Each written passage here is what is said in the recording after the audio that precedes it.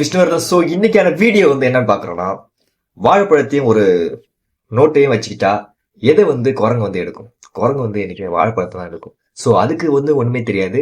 பணம் மூலியமா நிறைய வந்து வாழைப்பழம் வாங்கலான்னு. இதேதான் வந்து ஒரு சைனாவுல ஒரு ரிச்சஸ்ட் மேன் ஒன்று சொன்னது.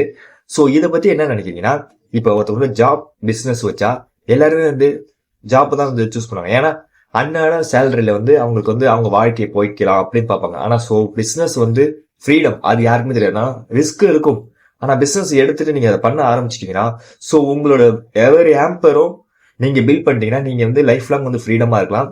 சோ நீங்க சூஸ் பண்றதா இருக்கு, நீங்க மக்கியா இருக்கணுமா இல்ல ஃப்ரீடமா இருக்கணுமான்னு. ஏன்னா சோ அன்னாட வாழ்க்கைக்கு நம்ம வந்து செலவு ஓகே தான். ஆனா நம்ம இன்னும் ஓவர் எக்ஸ்பென்சிவா எல்லாத்தையும் பார்த்து பார்த்து ரியாக்ட் தான் ஆகணும். அதை வச்சு மனசு வந்து கூல் ஆகிக்குது. அது மாதிரி பண்ணிக்காதீங்க. ஸோ நீங்களும் வந்து பெரிய பிசினஸ் மேன் ஆகிறதுக்கு என்ன ஒரு ஆப்பர்ச்சுனிட்டி அதை கிரியேட் பண்ண பாருங்க. ஸோ இது ஹெல்ப்ஃபுல்லான வீடியோவா இருக்குன்னு நினைக்கிறேன். See you.